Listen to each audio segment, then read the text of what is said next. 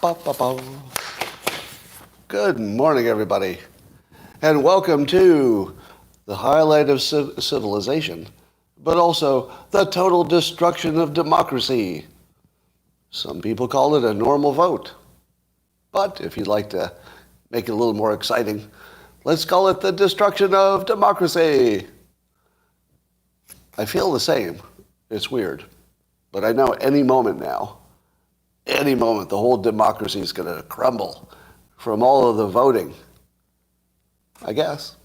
But if you'd like to have a peak experience today, what would it take? Well, it might take a brand new mug, if you haven't. But if you don't have that, it's still a great place to be, and all you need is any kind of a cup or mug or a glass, of tankard, chalice, or stein, a canteen, jug, or flask, a vessel of any kind. Fill it with your favorite liquid. I like coffee. And join me now for the unparalleled pleasure, the dopamine hit of the day, the thing makes everything better. It's called the simultaneous sip. It happens now. Go. Oh. Democracy. Well, enjoy it while you can, because as soon as the election is over, our democracy is finished. And that should happen, let's see, the election will be over by tonight, right, because it's election, no, not tonight, it'll be, some of the votes will be counted maybe tomorrow morning, not tomorrow morning, but maybe sometime during the next day. We'll have all of the votes, not really done by tomorrow, exactly. And by tomorrow, I mean maybe November 14th or so. Yeah, roughly the 14th, we might have something like the end of democracy. I don't know if I can wait that long for the end of democracy. Can you? I mean, I've been waiting for this end of democracy for so long. I don't know if I can wait another week, but I guess we will. Well, let's talk about all the fun things. The simulation is trying to send us a message, but you have to know how to read it. When the owners or the creators of the simulation want to send a message, it's usually, it's not real obvious until you notice it, and then it's kind of obvious. So I'll tell you the message that they're sending us. It's just a little wink, I'd call it.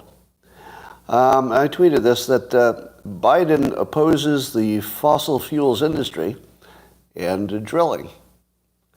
So he's against the fossil fuel industry and drilling. But interestingly, the fossil fuel industry opposes fossil fools and drilling. So you can have either fossil fuels and drilling, or you can have a fossil fool and drilling. You can have either one. I feel like that's just the simulation saying, none of this is real.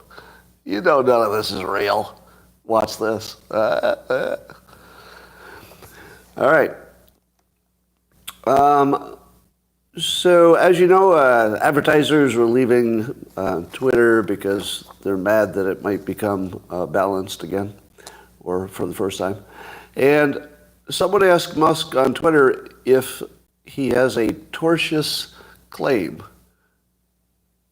Tortious? How would you pronounce it? Tortious, right? T-O-R-T, based on tort law. Tortious, right? Or tortoise.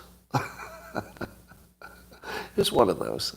It's one of those words that you can read and never have to speak. If I could advise you, never try to pronounce that word in public, because nobody's going to know what you're talking about, and you're just going to look foolish if you get it wrong. So don't do what I did. So it's a tortious claim, and Musk actually said yes. So I don't know what a tortious claim is, and it's something about a tortoise, but apparently it's a big deal, and maybe it applies. But I don't really understand it. Somebody's going to have to explain to me, why can't advertisers do whatever the hell they want? How could you have a claim? Now, it's not a claim against the advertisers, right? It would be a claim against some entities that were pushing the advertisers. Contract interference, is that it? Can I get a confirmation on that? Is it contract interference? I feel like you can interfere with anything you want if it's free speech. Can't you interfere with any contract you want as long as all you're doing is free speech? You can't. Interesting. Or are you saying no to something else? Tortious just means you can sue? All right. Yeah. So I feel like we all have to listen to Harmeet Dillon, find out what's going on. How many of you are following Harmeet? That was on my on my list to recommend to you. So if you want to follow any of the legal stuff, so one of the accounts you need to follow is Harmeet Dillon. Torts means civil wrongs, yeah. Tortious is how you say it, I'm told. All right. So the terms of service is a contract, sure. But I feel like it should never be illegal to talk about things if you think you're saying things that are real, right? As long as you believe what you're saying is real and important, how in the world can that be illegal or even tortious if it's true? If it's true that you believe it, I mean, you don't only have to believe it. It doesn't have to actually be true, right? Your free speech is protected as long as you think you're saying the truth. I think, right? I mean, short of crying fire in a theater, I guess. I don't know. I guess we'll find out more about that. In my opinion, the Republic is stronger than it has ever been. You know, we always have this weird amnesia about history. You know that in the days of Abraham Lincoln, the Republic was like barely functioning, just barely functioning. And there have been plenty of times in our history when we barely, were surviving in terms of the system. But at the moment, I think it's the strongest it's ever been. Here's my argument. Interest in voting is at an all-time high. Would you agree? Would you agree that the interest in voting and participating in the process is the highest it's ever been, isn't it? Well, I think it is. It seems like it. I would say that fake news is actually on the ropes. It doesn't seem like it yet, but it definitely is. And there are two gigantic things that are happening. One is that CNN is just fact-checking the piss out of Biden. They're just fact-checking him right to his socks. they're not holding back at all now, right? And that's new. It's totally new. It's welcome, and it's correct, and it strengthens the Republic. That's a big, big, big deal, because the left can't hide from CNN. The left can completely hide from Fox News. They can't hide from CNN. That's a really big deal. The other big deal is Twitter itself.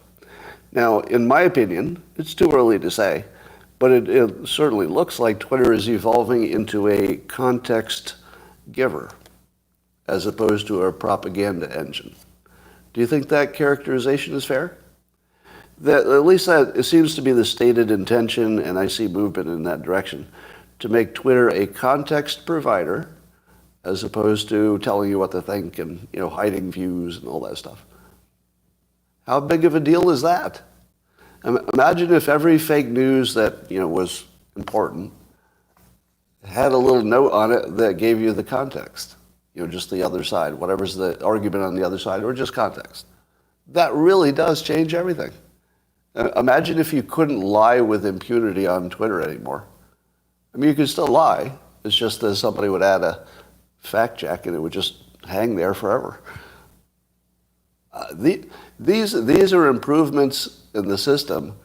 They're enormous, enormous improvements. How about this?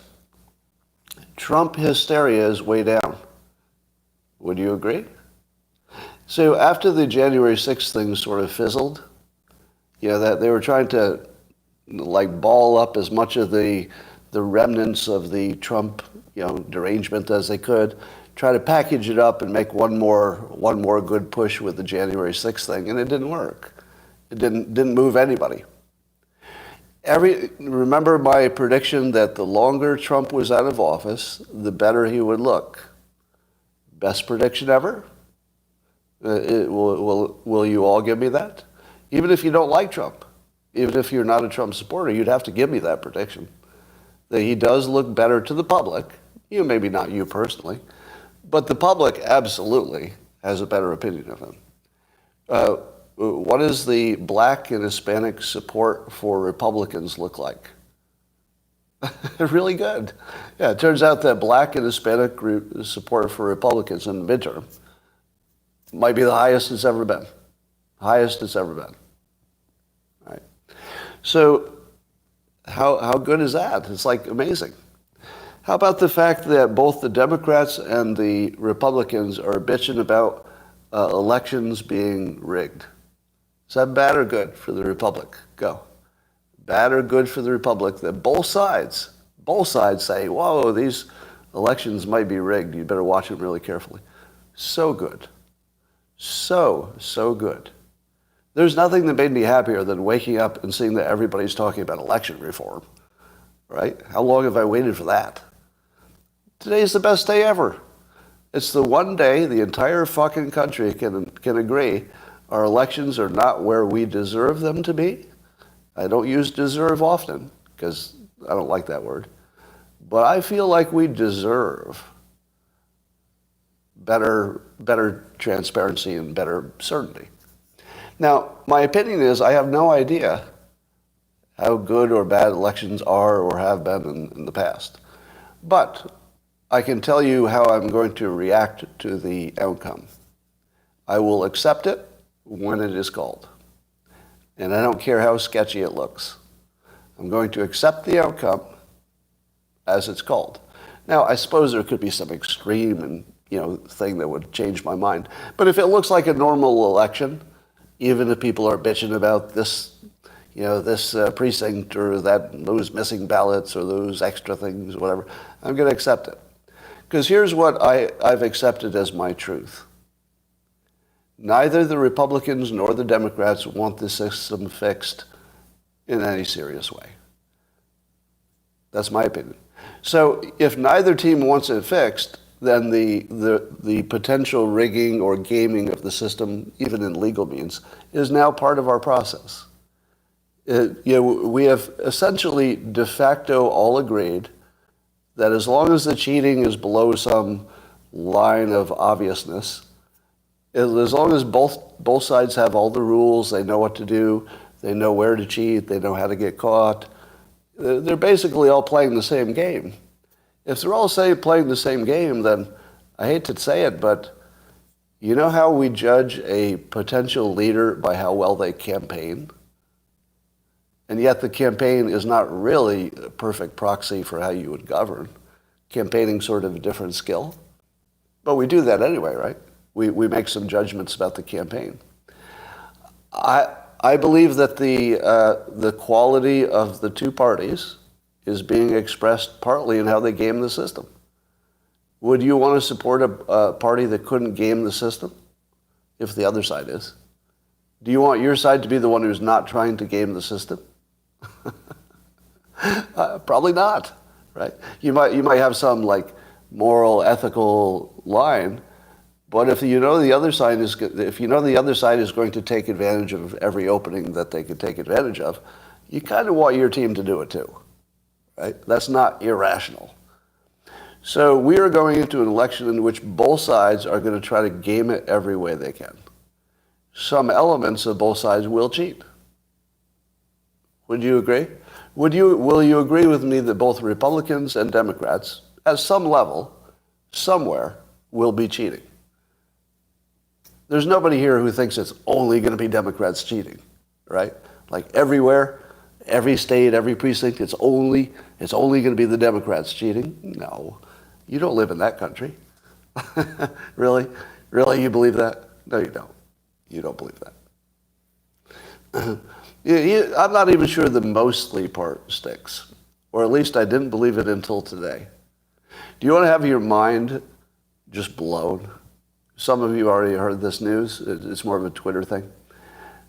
I'm I'm going to tell you something that will sound like I don't know what I'm talking about, partly because it's true, because I don't know enough about this topic yet, but also because the topic is so unbelievable that I look right at it and I think, I don't know what I'm even seeing or hearing. I don't even think that's possible.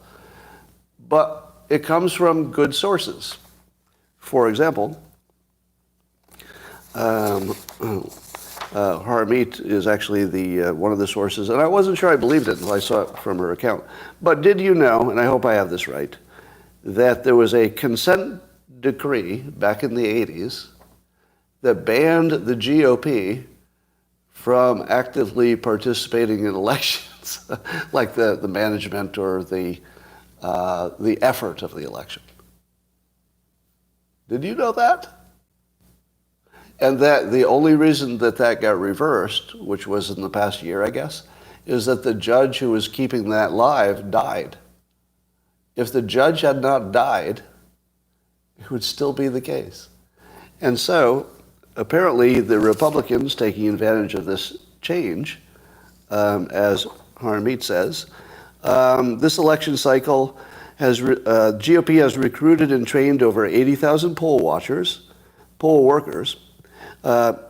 She said, comma, poll workers. I'm not sure what that sentence means, but I think the 80,000 means they're poll workers, I guess.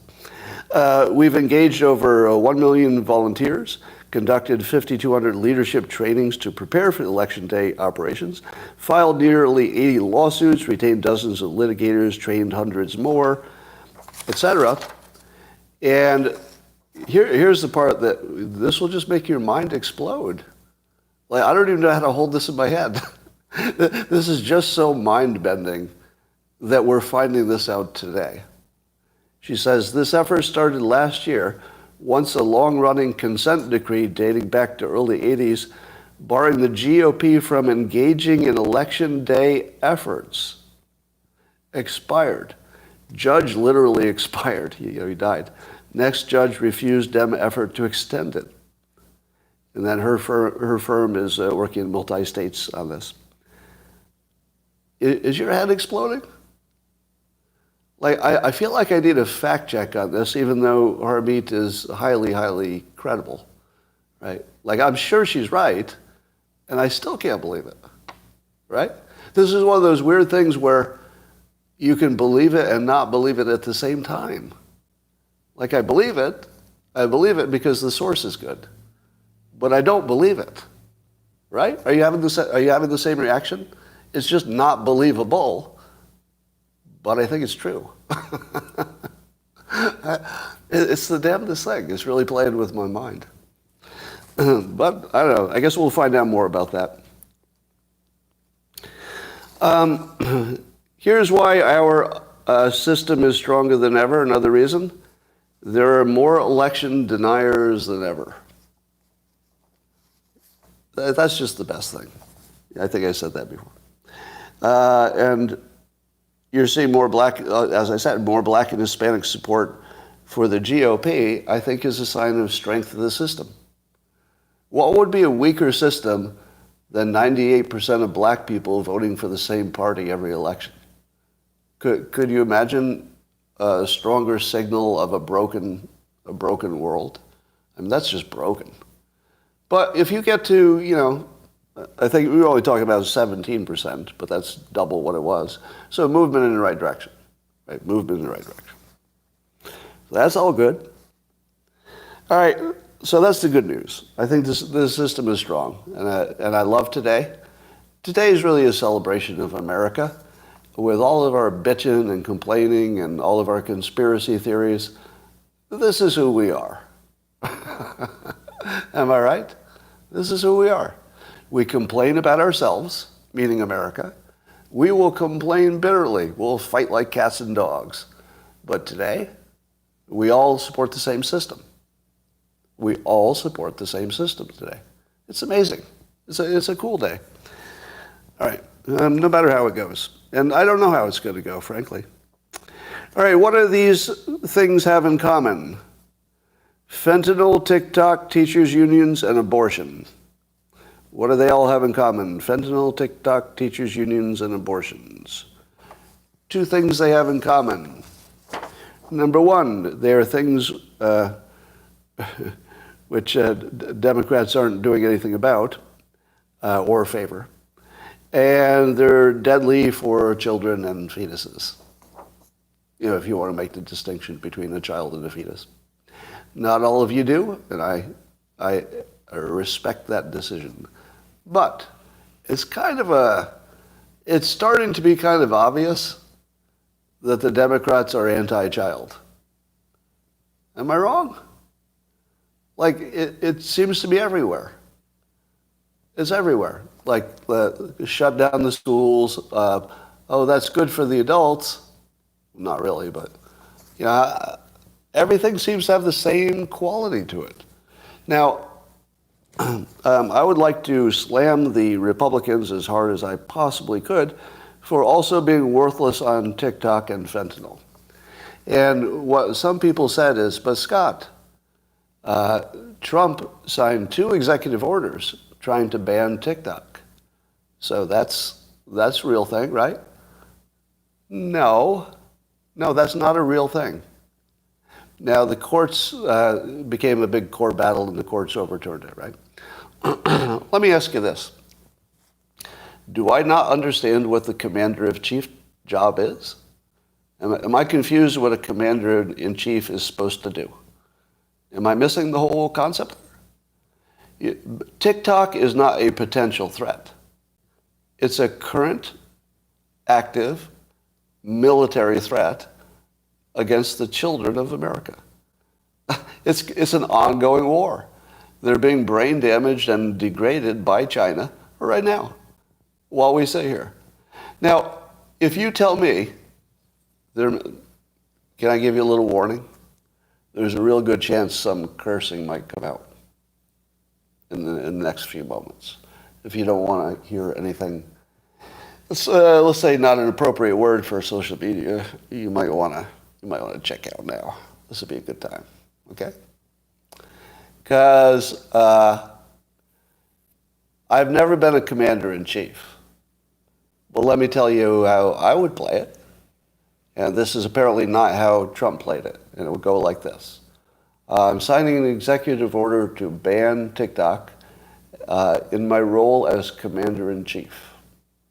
And then the court says, wait a minute, you can't do that. And then I say, fuck you, you're not the commander-in-chief.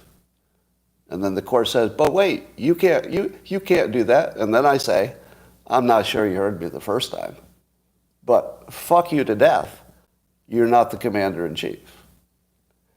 But, just give us 1 week to see what the courts say. Maybe you didn't hear me the first time. Fuck you. There's only one commander-in-chief. It's not you. Do you understand what the commander-in-chief does? Do you understand the fucking job? It's to keep you safe. And the only requirement I have in the real world, not in the legal world and not in the constitutional world, I'll give you that, commander-in-chief is not all-powerful. I'll give you that, right? But there is one case where the commander-in-chief is all-powerful. It's when the entire fucking country agrees with him. In that case, and in that case alone, fuck the Constitution, fuck the courts, fuck everybody. The commander-in-chief is in charge. That's the way you want it. It's the way I want it. It's the way Democrats want it. It's the way Republicans want it. It's the only way it works, right? Now, if Trump had banned TikTok and then 2 months later the court overturned it, I would look into that as a little bit of a different situation. But you know what happened? The court got the first vote. The court overruled the commander-in-chief on a military fucking issue. On a fucking military issue. Now, am I giving Trump a pass because it seems like he did the right thing? No. Failing, fucking failing grade. That is no commander-in-chiefing. Commander-in-chief leads. The commander-in-chief leads. You don't wait for the fucking court. All right? If the commander-in-chief, does something crazy that the American public is not behind, well, that's at their own risk, right? That's at their own risk.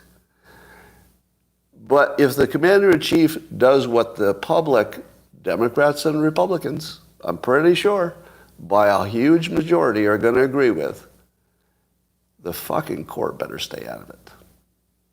And if you allow the court to overrule your commander-in-chief when you and everyone else agrees with the commander-in-chief,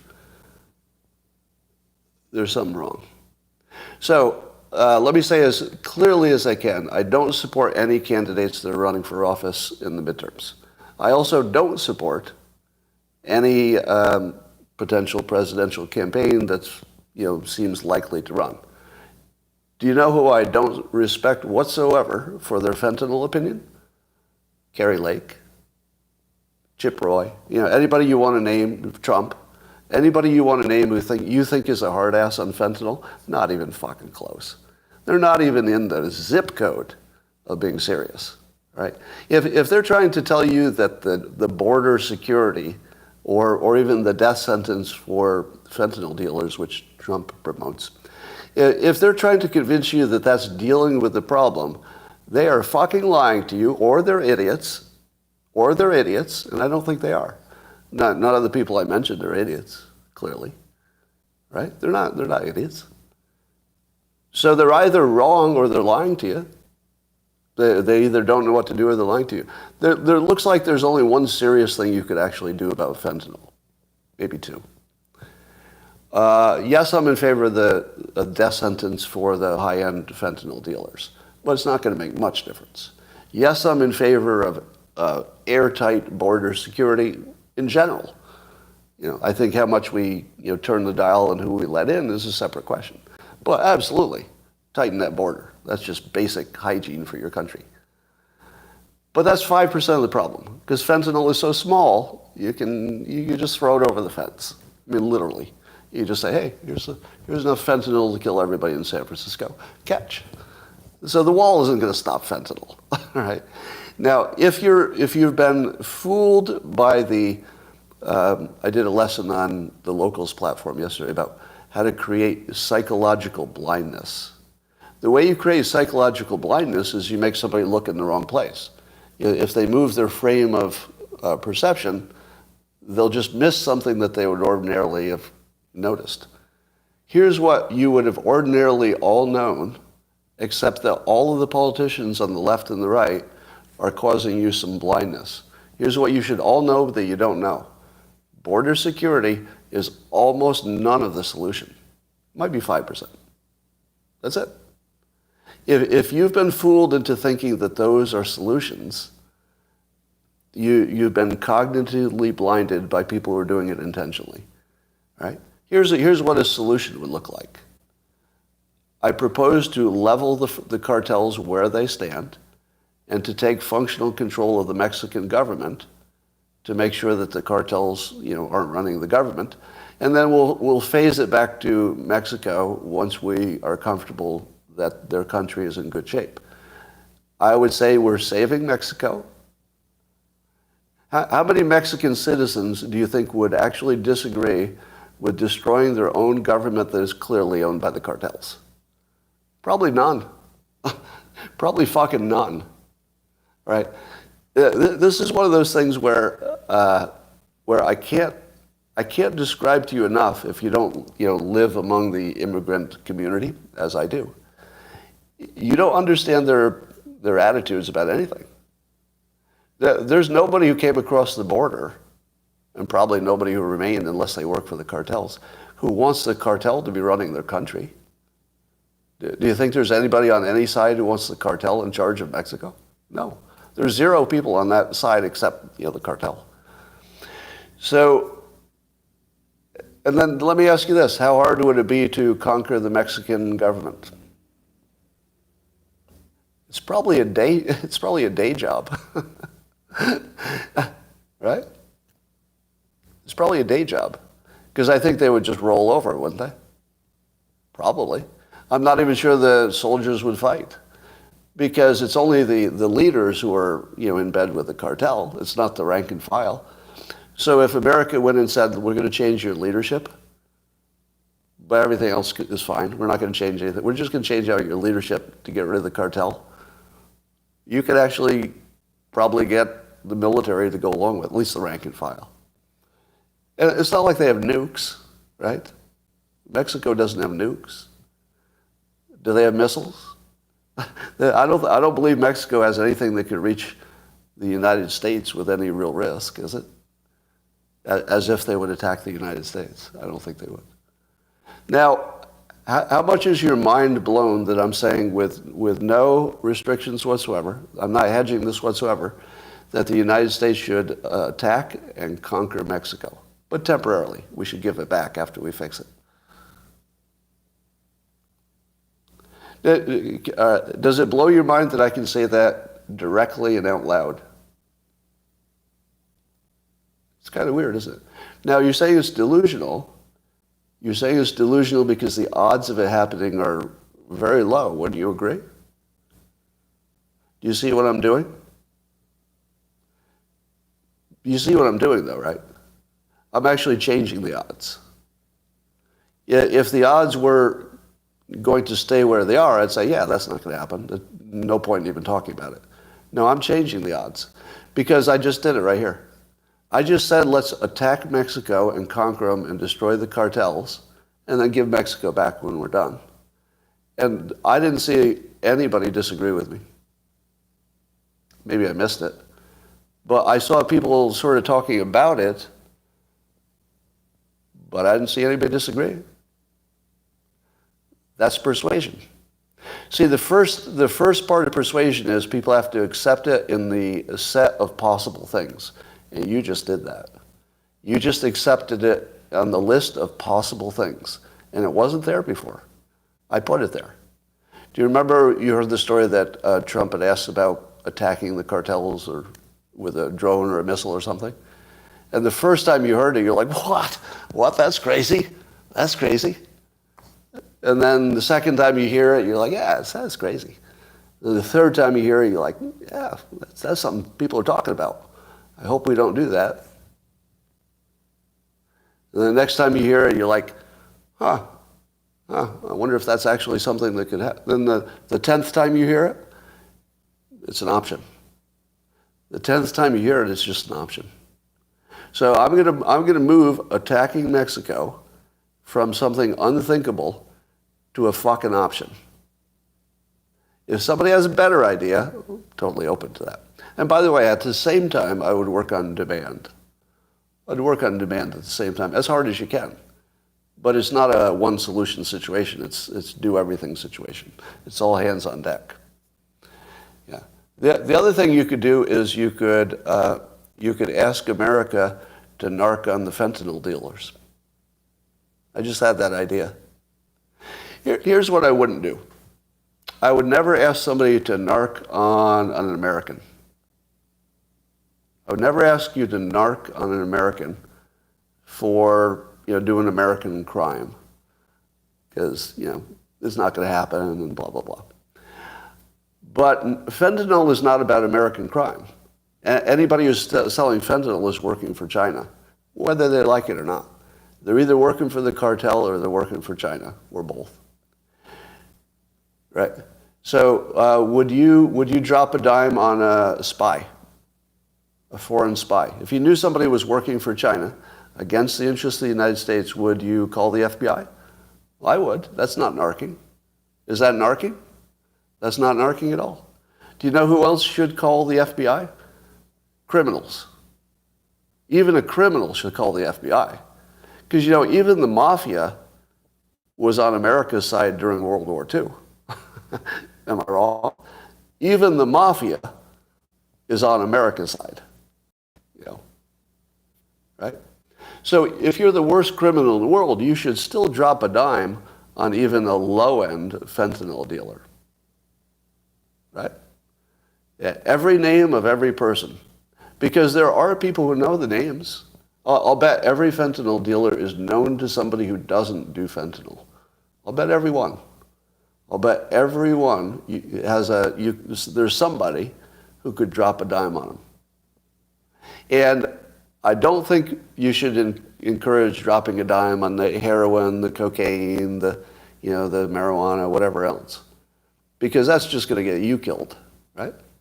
And I don't ask you to get killed to stop a crime. I mean, that's, that would be brave, but I wouldn't encourage you to do it. But I would encourage you to risk your life for the country. For the country. Fentanyl's an external threat. I do ask you to risk your life for the country. So drop a dime on a fentanyl dealer. Yeah. And they should all be taken off the streets. And if you have a better idea, now at the same time, I would make alternatives legal. If you listen to somebody who's actually an addict, they will tell you that they would immediately leave fentanyl if they had something that was like similar and safer and all that. But they don't really have, it's not easy to have that option and affordable and accessible and everything. But I suppose you could do it. I don't know, it'd be worth trying. I don't know how well it would work. Gather the drug users into a tent city and destroy the market. Yeah, there are too many of them. The trouble is that the fentanyl dealers, you don't know who, or the fentanyl users, you don't know who they are. Somebody says, I'm sorry, but you don't know much about this topic. There's somebody here who says, I don't know much about the fentanyl topic.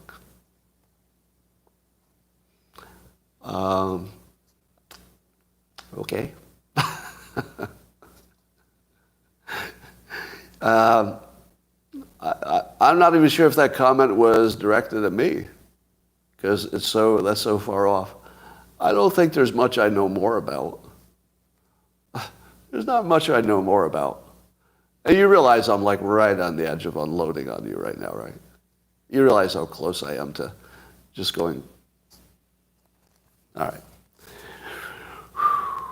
2 sniffs and an exhale. Serenity now. Serenity now. All right. Let's see what else is going on here. And again, I saw somebody on Twitter saying that the war on drugs hasn't worked before, so why would the war on drugs work with fentanyl? What do you think of that? The war on drugs has never worked yet. Why would a war on drugs work against fentanyl? I'll tell you why. Because which other drug could be solved by attacking Mexico? Or that was like a reasonable thing to say. Fentanyl is a weapon of mass destruction. We do wars against weapons of mass destruction, unfortunately, even when they're not there. Iraq being an example. Don't compare the war on drugs to the war on fentanyl. Fentanyl is a drug if you take it by prescription. Would you all agree? In the context of prescription and the actual healthcare system, fentanyl is a drug. And it's a very good one, I hear. Very good one. And it's one you'd want to keep around. But as soon as it's outside the domain of healthcare, it's just a weapon of mass destruction. And it should be treated that way. So the worst thing we could do for the so-called war on drugs wasn't very much. But the worst thing you could do to fight a weapon of mass destruction is no limits. That's a no-limit war. The war against drugs is a very limited war. You just do what you can get away with and what makes sense. But the war against fentanyl, no, you just take all the controls off. And I'm talking about murdering the Chinese fentanyl dealers in their beds in China. That's what I mean by take all the controls off. You just kill them in their beds and kill as many as you need to. And just kill them all day long. And then China will say, wait, if you're murdering people in our country, we might try murdering people in your country. And then you say to China, well, big fucking duh, you just killed 100,000 of us already, and TikTok's trying to finish us off. So yes, we're going to kill as many fucking Chinese people in their beds as we need to stop fentanyl. And I would kill anybody who was doing TikTok if we can't make them stop that, but I think we can stop that an easier way. We don't have to kill anybody to stop TikTok. But I would murder them in their beds, and I would never stop. Now, I don't know if we can, but we must have some assets in China. We must have something. Somebody we could pay to do it. I don't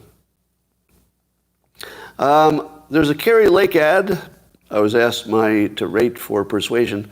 If you haven't seen it, she's talking about her experience as a media person and how the media is gaslighting you, and she's using a sledgehammer to, break some televisions and stuff. And I'm not even going to bother rating it because it's perfect. There's almost nothing to say about it. It's just perfect. And so I created a little scale of persuasion power, just to see where everybody stands. And here's where I put them. I put on a scale of 1 to Kari Lake. So Kari Lake's a 10. There's nobody operating at her level right now. Let me say that just unambiguously. There's nobody else at her level right now. Nobody. It's not like there's somebody like a close second. Trump is second, but honestly, it's not close. It's like another level. So I put her at 10, but I put Trump at a 9. I put DeSantis and Gavin Newsom at 8. Right? Because they appear to be doing good jobs for their base. So somebody asked me about DeSantis's persuasion abilities, which are high, but not because he has persuasion skill.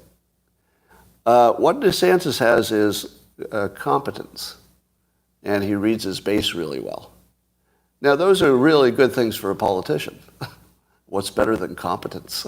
What's better than knowing what your base wants and immediately responding to it? All right, those are really persuasive things, but they're not classically linguistically persuasive.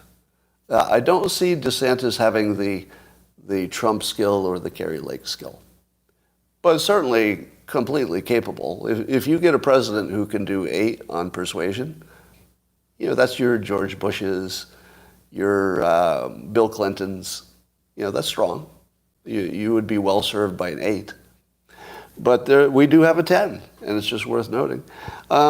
The things she got right are like everything. She used fear persuasion. She used visual persuasion.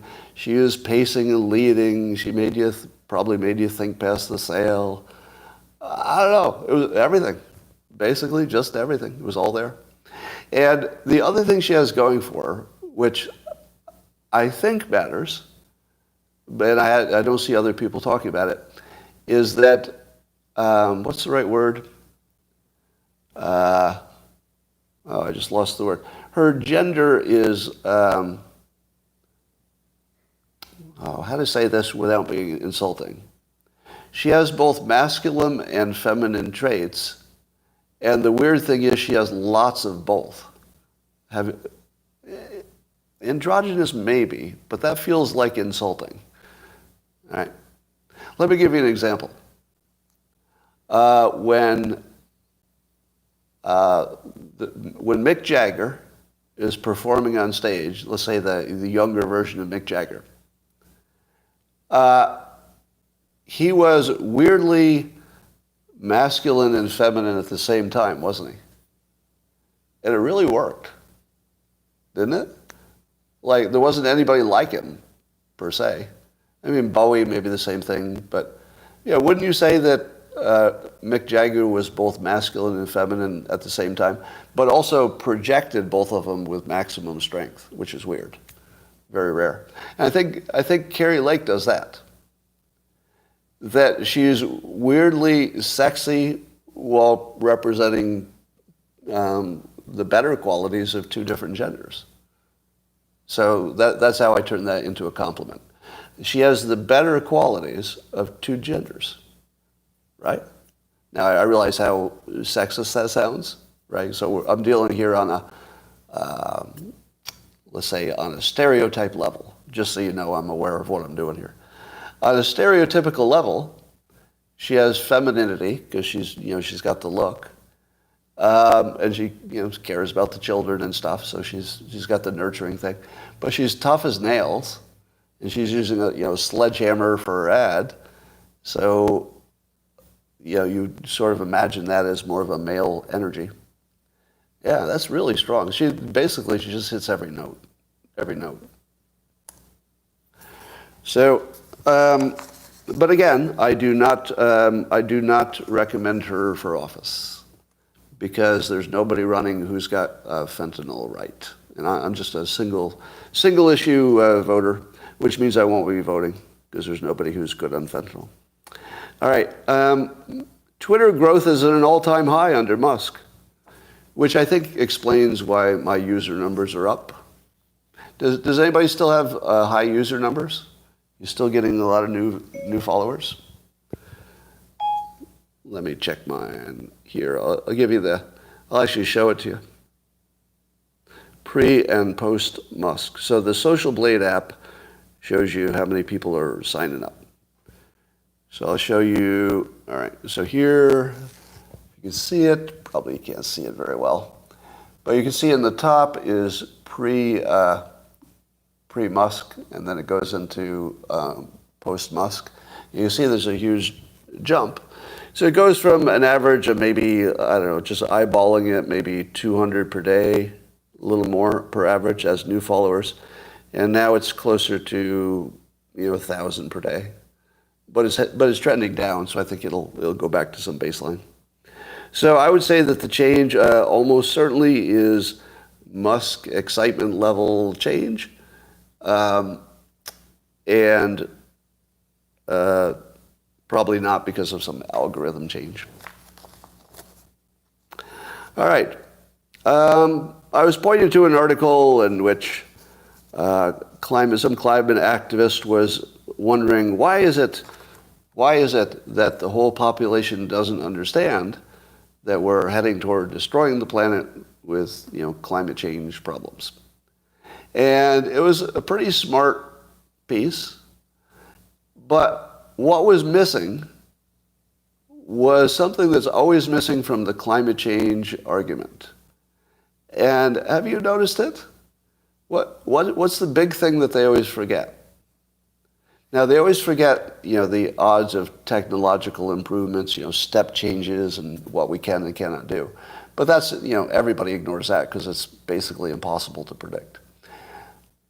There's one other big thing. They always leave out the military. So here's where I think an education would get people on the same side. Haven't you been puzzled why the left could think that climate change should be the priority when it would degrade your economy, and that degrading the economy degrades your ability to defend yourself? That those are connected, right? And I think Republicans just sort of instinctively see those things as connected, don't they? Don't you see the economy as being your national defense? Because it is. Without an economy, you can't bribe other countries. You can't, get them on your side. You can't make them want to be your friend. You can't buy weapons. You can't last a long war. You can't do anything, right? So the economy is your defense, right? The only times that's not the case are special cases, like Costa Rica.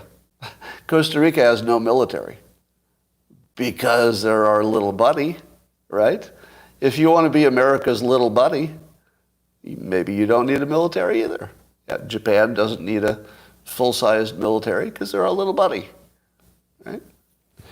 So when I see an article that says, why doesn't the public understand that climate change is, so dangerous to us? I say, where in your article did you mention that you can't have a wind-powered military? Like the pro-climate change, aggressive change people always leave out the military, don't they? Show me any article where a climate change activist has at least even mentioned that there would be an impact on national defense. Even mentioning it. Even somebody saying, well, here's all the pros, here's all the cons, But on balance, I think we should go for, electric and wind power as hard as possible and get rid of those fossil fuels. Have you ever seen that? Right? It's just missing. It's just missing. Am I having a microphone problem? Some people are saying. All right. So you can't take a climate person seriously unless they can say, this will probably hurt the military, but I think it's better to do anyway. Now that, I could respect that opinion even while disagreeing with it. Am I right? That would be an opinion that you could say, I disagree with that heavily, but I respect that you've shown all of the elements. You didn't leave out something just to fool me. You mentioned everything. And now I can agree or disagree, but you're not an asshole. Am I right? If they can at least mention all the things that matter, well, at least I can have a conversation with you. But don't leave out the military. It's like I want to live under the ocean. What are you going to do for oxygen? What? No, oxygen. You said you want to live permanently under the ocean. What are you going to do for oxygen? What? It's like acting like the biggest thing doesn't matter. It's crazy. It's crazy. All right. Howard Stern tweeted today that preserving democracy is, quote, the only effing issue on the table in the midterms. I started to do a tweet thread on all the ways that's dumb. And I thought, I don't have the energy to do that. I don't think I'd ever run out of ways that's dumb. I don't even know how to deal with that comment. Do you? Now, first of all, would you agree that he has high intelligence? He does, right? Even if you Now, if you disagree with him politically or whatever, that's one thing. But there's no way he got to the level he did being dumb. All right, that didn't happen. He's clearly a smart guy, above average, in my opinion. Right? So why would somebody that smart, he's at least smart enough for the point I'm going to make, right? Why would somebody that smart say that preserving democracy is the only effing issue on the table? And what does everybody being really excited about voting have to do with hurting democracy? Did he actually believe the January 6th story and the TDS and everything else? One of the things I've noticed is that the people who have a personal problem with Trump just can't get over it. Right? And correct me if I'm wrong, but I feel like Howard Stern and maybe Bill Maher have had like personal issues with Trump a little bit. Yeah, it feels just personal. Like, yeah, they just feel broken. But apparently there's no limit to what people will believe. And I think the point at which you knew there were no limits to what people would believe, no matter how ridiculous, was there one point in our recent past where you said, okay, that proves absolutely anything will be believed. It was the drinking bleach hoax. Now, I would say the Charlottesville Fine People hoax, but the reason I'm not using that one is that even though it was a hoax, what he said, it is still true he should have handled it differently. I accept that as true. If he'd handled it better, he could have solved his own problem. So I think there's some room for some criticism on Trump about the Fine People hoax, but not because of what he said, because he didn't say what they believe he said. But the drinking bleach thing, I'm pretty sure he said the right thing. He started by saying he was talking about light as a disinfectant. Then he talked about it. And then he ended by saying, light as a disinfectant, at the same time that light was being used as a disinfectant. Now, when I sign off from YouTube, I'm going to lock the locals feed here. So I'm going to lock you out of the locals feed. I'm going to tell the people on locals something behind the curtain that I don't think they necessarily know. Not all of them. Some of them might know it.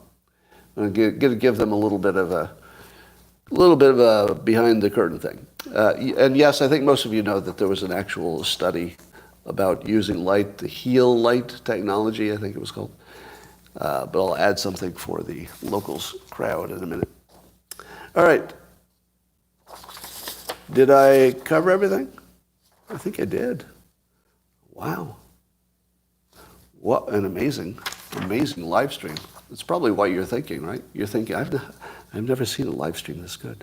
Oh, let's talk about Musk tweeted that he's promoting people voting for Republican in the midterms because he thinks that we operate better, meaning America operates better with a split government. So that would give you a Democrat president, and if everybody got elected in Congress on the Republican side, it would be a Republican Congress. In my opinion, that was inappropriate. But free speech, it's legal. It's legal. In my opinion, it was inappropriate for Elon Musk to take a voting position as head of Twitter a week before the election.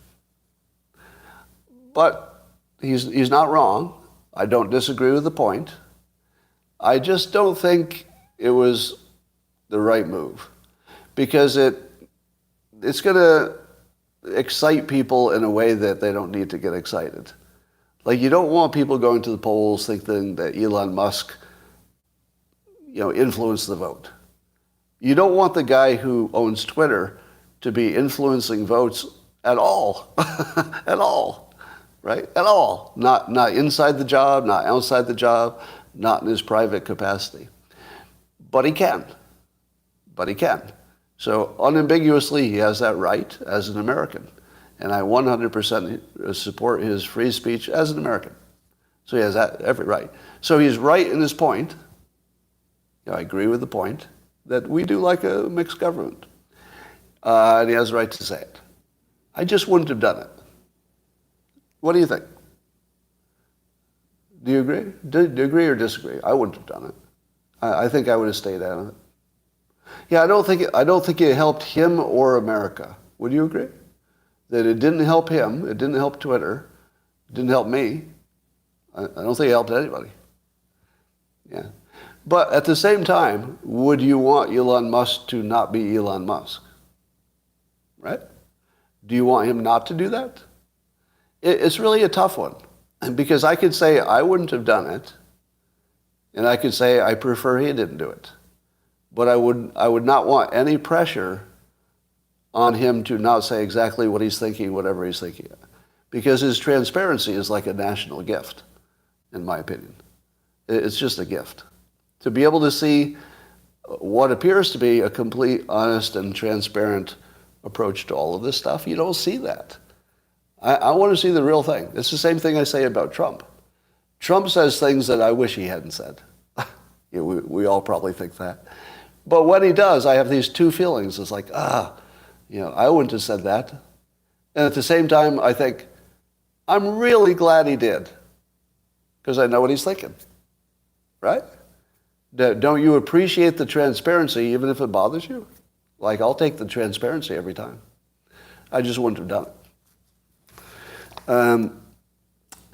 Michael Moore is saying directly that people voting for Republicans are not that bright.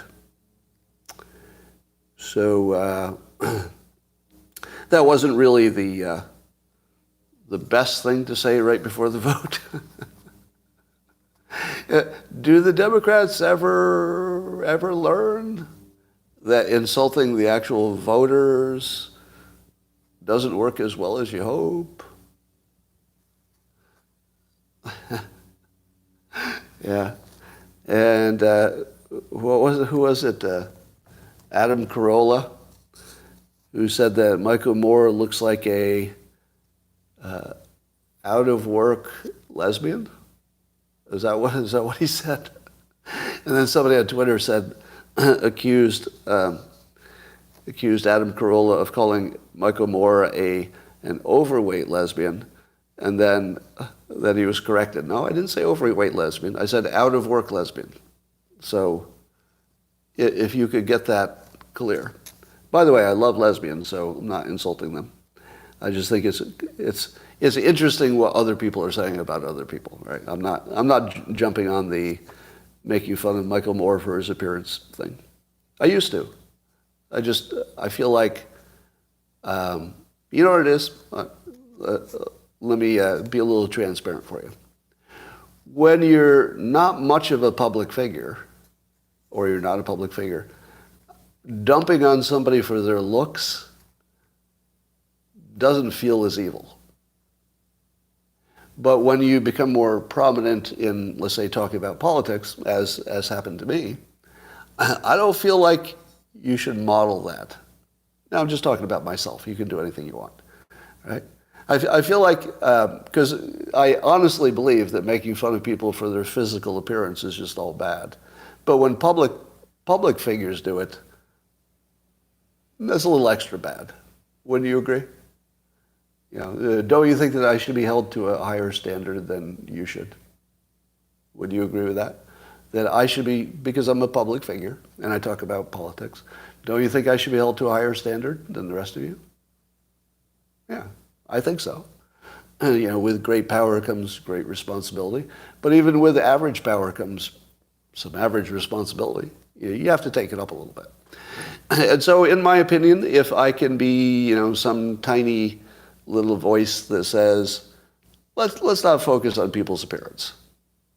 Well, let's not do that, right? We could do better than that. I think that's useful. Trump does it all the time, but he does it sort of in a, let's say, a competitive context, which is really different than anything we're doing. Plus, it works. When Trump does it, it actually changes reality. If you and I make fun of somebody, we're just assholes. That doesn't change anything, right? We're not going to shame Michael Moore into, you know, getting an upgrade on his look or something. And by the way, I'm nothing to look at either, so there's nothing I could add to that. All right. Well, I guess we'll find out more about Musk's tortious claims.